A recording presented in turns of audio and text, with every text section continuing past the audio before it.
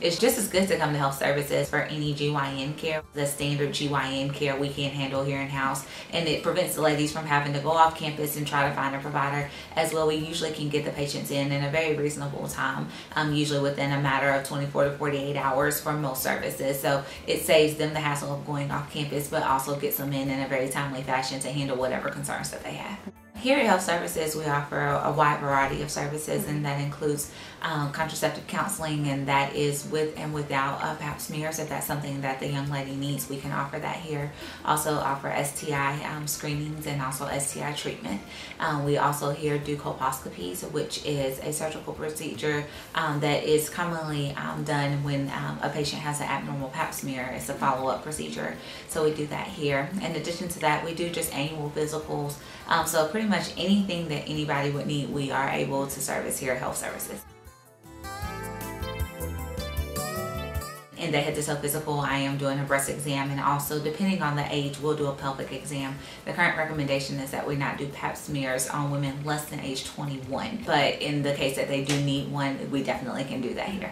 My current practice is if I have a young lady that is over the age of 21, I will strongly recommend that we do a Pap smear, especially if she's sexually active, because of the risk of HPV and HPV-related diseases, which can lead to cervical cancer years later down the road. We do a wide variety of STD testing.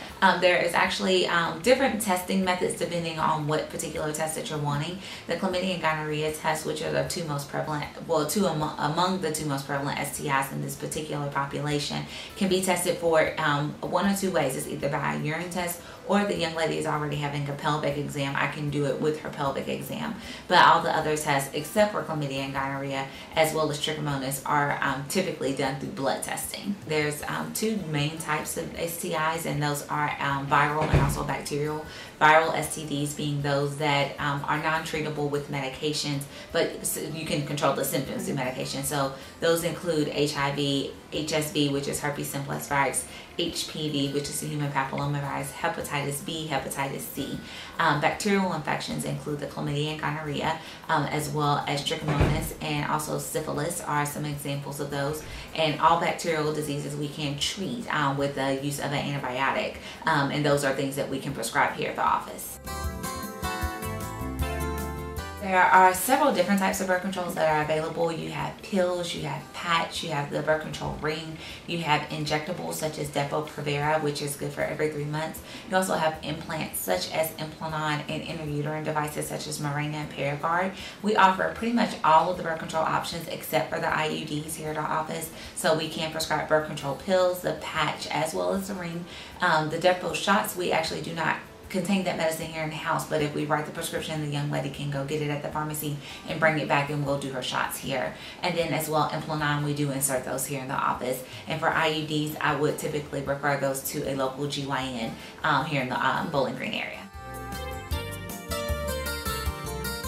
We do pregnancy tests here in the office. We do both urine and also serum pregnancy tests. And if we need to have more detailed information, we do not have those results available to us in-house, but we can send those out to a laboratory and get those answers back typically within 24 hours.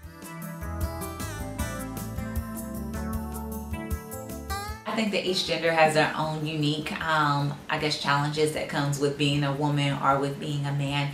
And I think that it's important to have someone that can recognize that those are differences and can address those with the patient. And I think it's also important that patients feel comfortable addressing any issues with a healthcare provider, because if you can't address your issues, then they won't get solved. So I think it's very important that a young lady find a healthcare provider that she's comfortable with. That way that they can come to a common agreement on what is the best form of treatment for whatever the case may be.